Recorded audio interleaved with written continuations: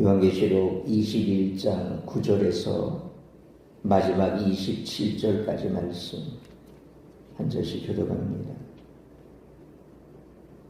7 대접을 가지고 마지막 7 재앙을 담은 7 천사 중 하나가 나와서 내게 말하여 이르되 이리 오라. 내가 신부 곧 어린 양의 아내를 내게 보이리라 하고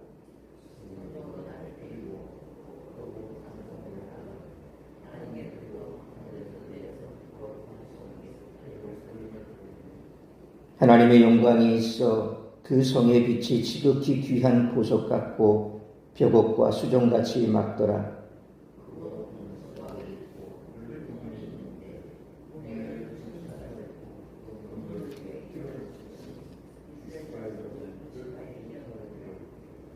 동쪽에 세 문, 북쪽에 세 문, 남쪽에 세 문, 서쪽에 세 문이니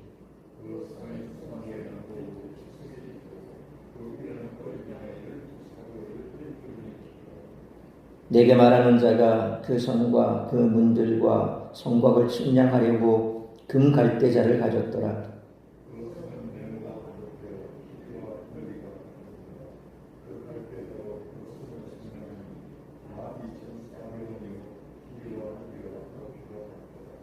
그 성곽을 측량하며 144규빗이니 사람의 측량 곧 천사의 측량이라.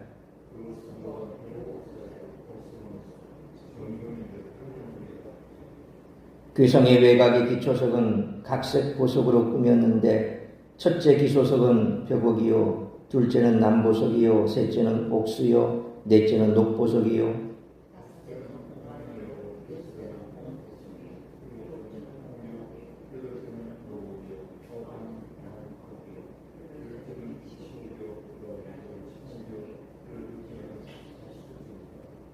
그 12문은 12진주니 각 문마다 한 개의 진주로 되어 있고 성의 길은 맑은 유리 같은 정금이더라.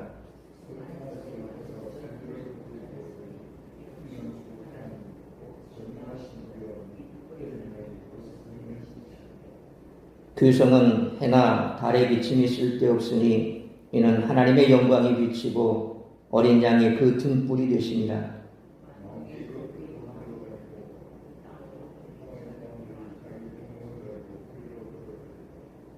낮에 성문들을 도무지 닫지 아니하리니 거기에는 밤이 없습니다.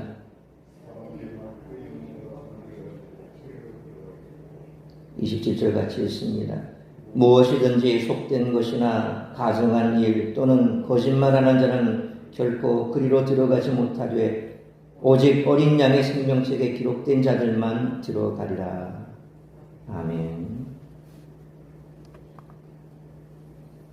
이미 소개된 거룩한 성 새 예루살렘이 구체적으로 설명되고 있습니다. 어린 양의 아내로 불리는 새 예루살렘 성은 하나님의 찬란한 영광으로 가득 차 있습니다. 크고 견고한 성곽과 각양의 보석으로 치장된 성의 모습은 신부 곧 성도인 새 예루살렘이 얼마나 하나님의 영광과 아름다움을 잘 드러내고 있는지를 설명해 줍니다. 또한 새 예루살렘의 영광스러운 모습은 하나님께서 그 백성들을 흠과 티가 없는 성화와 영화의 자리로 이끄셨음을 깨닫게 합니다. 요한계시록에서 음녀와 어린 양의 신부는 극명한 대조가 됩니다. 음녀에게 미혹되어 이 땅에서 안락한 삶을 누린 자는 새 예루살렘에 들어가지 못하고 불못에 던져집니다. 반면에 음녀의 유혹을 뿌리치고 어린 양을 따르는 고난의 길을 선택한 성도들은 어린 양의 신부가 되어 새 예루살렘에서 영원한 복을 누립니다. 요한계시록의 독자는 둘 중에 하나를 선택해야 합니다.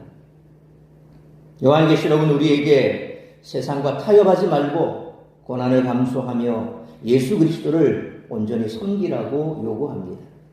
이 땅에서의 고난과 비교할 수 없는 영원하고 영광스러운 상급이 예비되어 있기 때문입니다. 그리스도인의 궁극적 상급은 하나님과 함께하는 것입니다. 그리스도인이 사모해야 하는 것은 새 예루살렘의 각종 보석이 아니라 그것들이 상징하는 하나님의 영광입니다. 요한계시록에 묘사된 새 예루살렘 성의 아름답고 영광스러운 모습은 고난에 직면한 성도들에게 위로와 소망을 줍니다. 그러나 그것이 전부는 아닙니다. 하나님의 영광이 거하는 새 예루살렘의 모습은 그 성을 사모하는 성도들에게 하나님의 임재 가운데 거룩한 삶을 살도록 요구하고 있습니다. 빌립보서 3장 20절 말씀처럼 그리스도인의 시민권은 하늘에 있습니다. 하늘 시민권을 가진 자는 이 땅의 시민처럼 살아서는 안 됩니다. 이 땅의 삶은 하늘나라의 삶을 구현하는 것이어야 한다는 것입니다.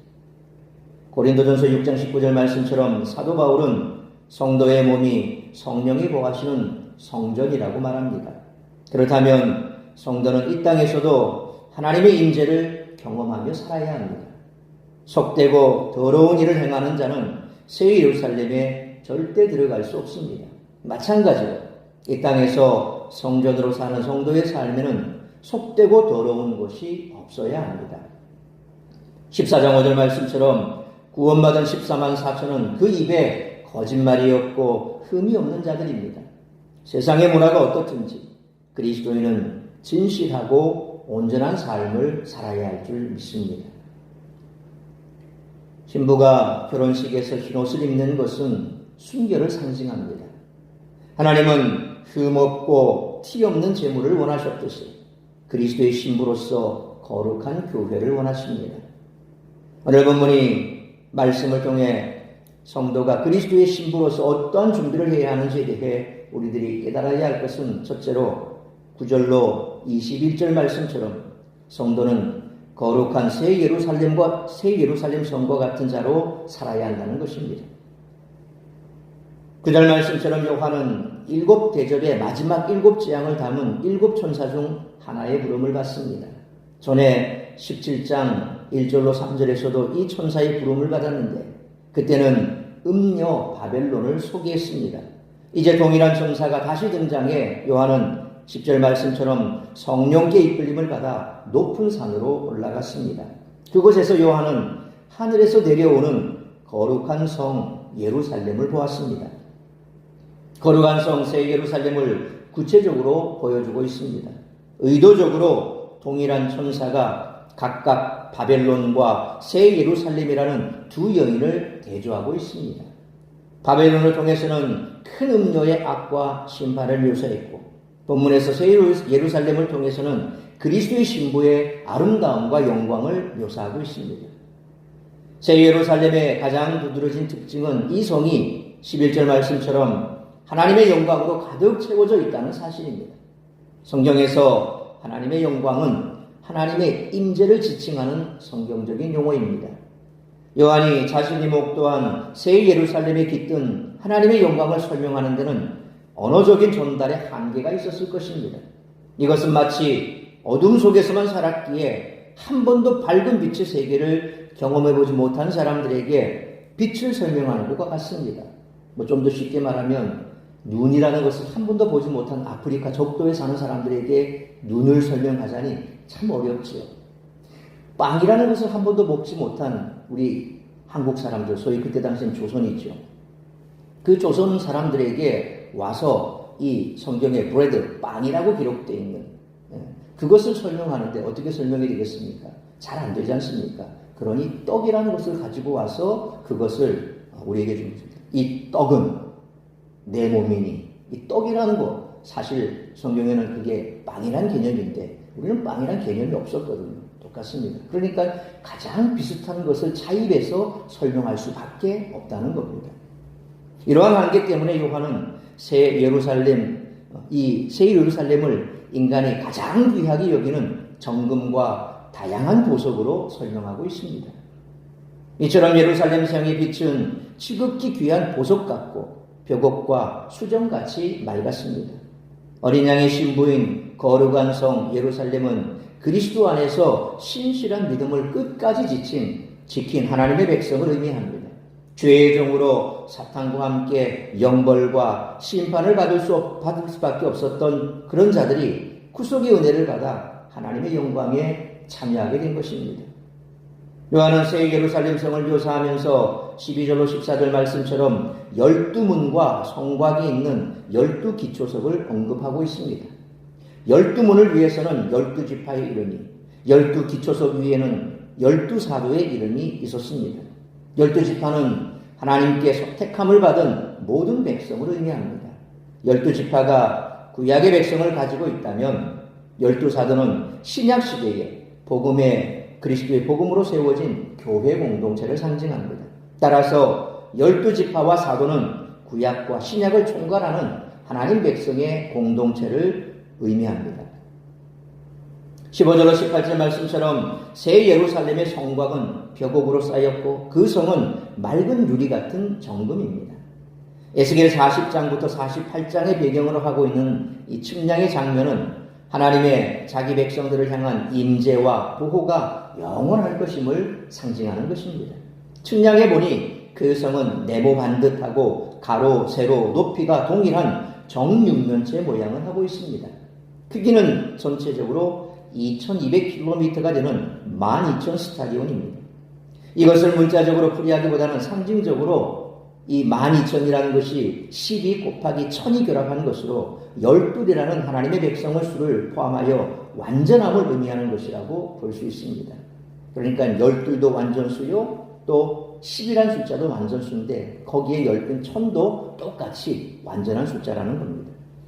또한 솔로몬 성전의 지성소가 가로 세로 높이가 각각 20규빗의 정육면체인 것을 감안할 때 새 예루살렘은 성전의 속성을 가지고 있는 지성소라는 사실을 알게 해줍니다. 다시 말해 새 예루살렘은 하나님이 거하시는 그분의 신적 임재로 충만한 성임을 드러내고 있습니다. 하나님이 어디에 오십니까? 지성소에 오십니다. 그러니까 구약의 성막을 보면 성소 안에 성소가 있고 그 안에 지성소가 있습니다. 그러니까 그 지성소에 1년에 단 한 차례 대제사장이 들어가서 하나님을 만나고 모든 백성의 죄를 거기에서 속죄함받는, 그래서 그곳이 바로 하나님의 임재가 있는 곳입니다. 거기에 뭐가 있습니까? 바로 하나님의 임재의 상징인 법궤가 거기 있죠. 그러니까 법궤가 지성소에 있고 또 그 시은자라고 하는 이 수랍들이 날개를 맞대고 있는 듯한 그런 모양, 거기에 피를 뿌려서 백성의 죄를 사하고 하나님이 거기에 임재하시고, 그러니까 그 지성소의 크기가 딱 그대로 20규빗이 정육면체거든요.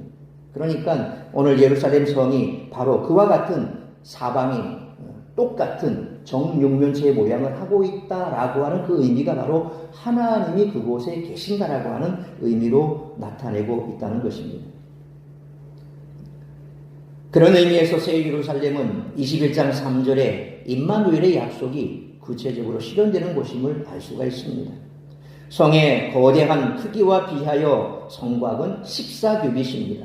여기서 성곽이 성벽의 높이인지 성벽의 두께인지는 분명하지 않지만 그것이 높이든 두께든 144규빗도 역시 문자적으로 이해할 것이 아니라 12 곱하기 12로서 하나님의 백성들을 상징하는 것으로 이해해야 할 것입니다.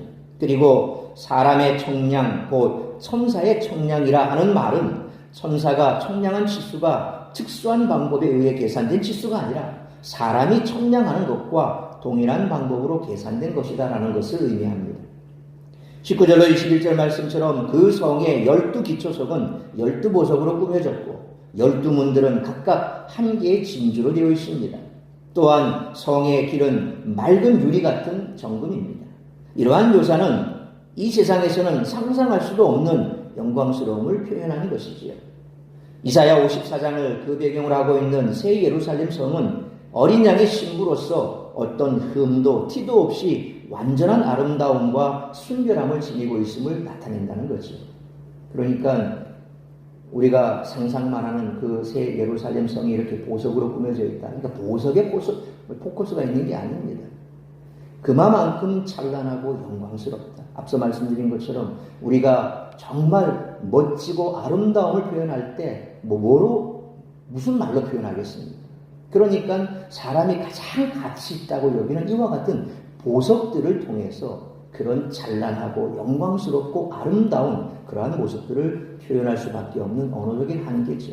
눈에 보이는, 사실 여기 나오는 보석들이 현대에서는 다 어떤 보석인지 그렇게 알기도 어렵지만 지금보다 이 고대 또 중세 이때는 보석들이 굉장히 많이 활용되었지 않습니까? 그러니까 이 요한이 보았던 자기가 알고 있던 그 모든 보석들이 지금 다 등장하고 있는 겁니다. 그만큼 새 예루살렘 성은 영광스럽고 찬란하고 아름다운 겁니다. 그러므로 새 예루살렘의 모습을 통해 알 수 있는 것처럼 하나님의 은혜로 큰 영광을 누릴 뿐만 아니라 그리스도의 신부로 거룩한 삶을 살아가는 우리 모두가 되시기를 축원합니다. 두 번째로 22절로 27절 말씀처럼 어린 양의 생명책에 그 이름이 기록된 자들만 새 예루살렘 성에 들어간다는 것입니다. 요한은 22절 말씀처럼 새 예루살렘 성 안에서 성전을 보지 못했다라고 전하면서 그 이유를 설명했습니다.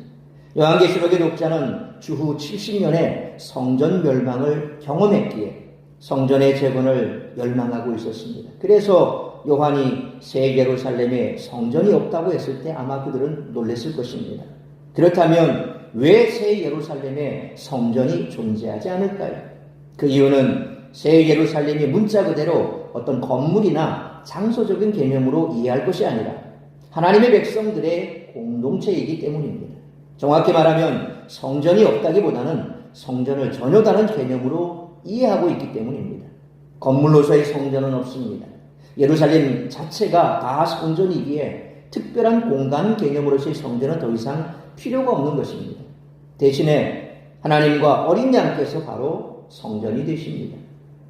유대인들이 기대했던 성전은 없지만 하나님과 어린 양의 임재와 영광이 새 예루살렘에 가득 차 전체가 다 거룩한 하나님의 전이 됩니다. 결국 하나님, 특히 그리스도가 성전이시기에 지상에서 보는 건물의 성전은 그림자에 불과하고 실상이 오면 더 이상 필요 없게 되는 것입니다.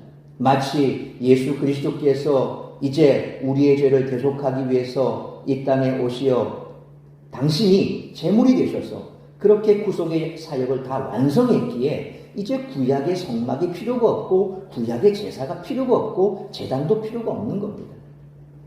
그래서 오늘날 우리들이 연세 드신 분들은 기도하시다가 제단이라는 표현을 자주 쓰시죠. 그 제단 위에 예수님께서 이제 이 구약의 제사를 다 폐하셨습니다. 근데 아직까지 가톨릭은 제단을 가지고 있습니다. 그들의 모습을 보면 다 제단을 상징하는 거거든요. 그러니까 오늘날에 예수님께서 이 땅에 오시어 다 구속의 사역을 완성한 이 시점에서는 구약의 제사도 필요도 없고 구약의 그 어떤 것들도 다 필요가 없습니다. 신약의 예수님께서 다 완성하셨기 때문에 그렇습니다. 그러니까 우리가 여전히 구약을 붙들고 살아가는 그런 모습들, 그런 것처럼 이미 예수 그리스도께서 성전 되시어 이 땅 가운데 완성하셔서 그것이 필요 없음에도 불구하고 굳이 성전이 그들에게 요구되는 것처럼 그렇게 계속해서 바라보고 있으니 성전이 없어지니 의아스럽고 또 거기에서는 실망감도 있을 텐데 굳이 필요가 없음을 얘기한다는 겁니다. 근데 굳이 성전이 없다고 한 것은 이처럼 당시 유대사회의 성전 건축의 열망이 하나님의 구속사의 경륜을 제대로 이해하지 못한 소침을 분명히 밝혀주기 위해서일 것입니다. 오늘날 우리들은 다 이제 그것을 이해합니다. 그러나 1세기 당시만 하더라도 그들은 폐파된 성전이 다시 재건되길 바랬습니다. 유대인이라고 한다면 누구라도, 아니 유대교로 개종한 사람이라고 한다면 누구라도 그 성전을 열망했을 것입니다. 그래서 수르바벨 성전이 완성되었을 때 이전의 성전의 아름다움을 보았던 그 늙은이들은 그 성전을 보고 울었다고 했지 않습니까? 왜요? 과거의 영광에 비해서 이 수르바벨 성전이 너무 초라하니까. 그러니까 70년 포로에서 돌아왔던 그 많은 사람들 가운데 그냥 그 이전 성전을 보지 못한 자들은 성전이 완성되었으니 기뻐했지만 과거의 영광을 봤던 늙은이들은 그 성전의 초라함을 보니까 너무 슬픈 거죠. 그래서 울었다는 표현이 나오지 않습니까? 그러니까 누구라도 그와 같은 성전에 대한 생각들은 밝혀주지만 그것이 이제 새하늘과 새 땅이 완성된 그곳에서는 그런 성전이 필요가 없다라는 거죠. 또한 23절 말씀처럼 그 성에는 해나 달의 비침도 필요가 없습니다. 왜냐하면 하나님의 영광이 비치고 어린 양이 등불이시기 때문입니다. 예수님도 자신이 세상의 빛이라고 말씀하셨는데 이는 하나님의 영광의 빛을 의미합니다. 그리고 24절 말씀은 만국이 그 빛 가운데로 다닐 정도로 새 예루살렘의 빛이 크고 찬란할 것임을 말합니다. 여기서 강조점은 단순히 유대민족만이 아니라 세상의 모든 열국이 그 빛 가운데로 다니게 될 것이라는 점입니다.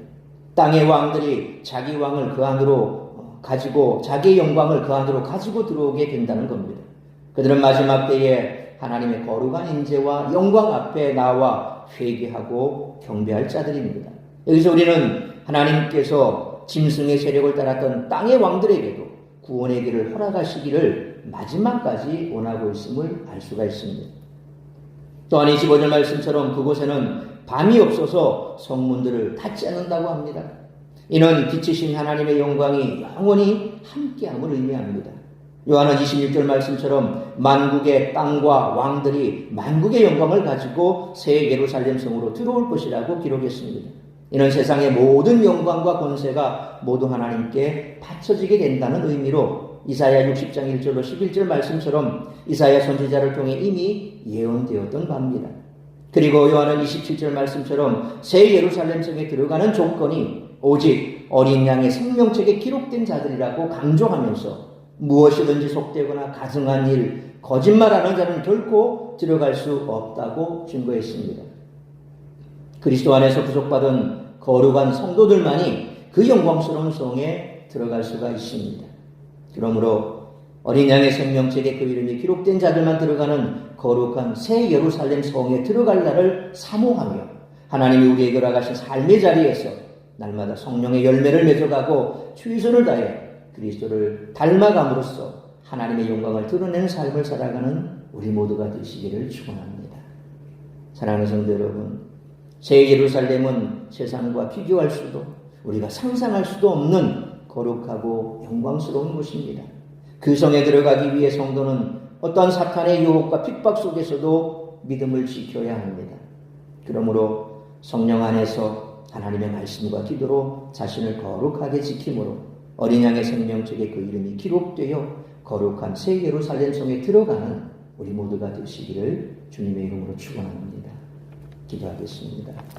거룩하신 아버지 하나님, 은혜와 사랑을 감사합니다. 오늘도 새벽을 깨워 말씀으로 예배로 이 하루를 시작하게 하시니 감사합니다. 이제 거룩한 성 새 예루살렘 성이 요한의 눈에 보였습니다. 하늘로부터 내려온 그 성의 찬란하고 아름다운 영광은 바로 하나님과 어린 양 예수 그리스도의 영광입니다.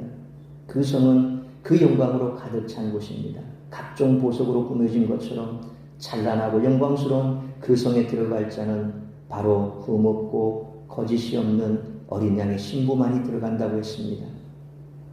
우리가 이 땅을 살아가면서 이 땅이 전부인 것처럼 그렇게 살아간다면 우리는 이와 같은 찬란하고 아름다운 하나님의 임재가 가득한, 그래서 밤도 없고 해보다 더 빛난 그 영광스러운 곳에 들어갈 소망을 꿈꾸지도 못할 것입니다.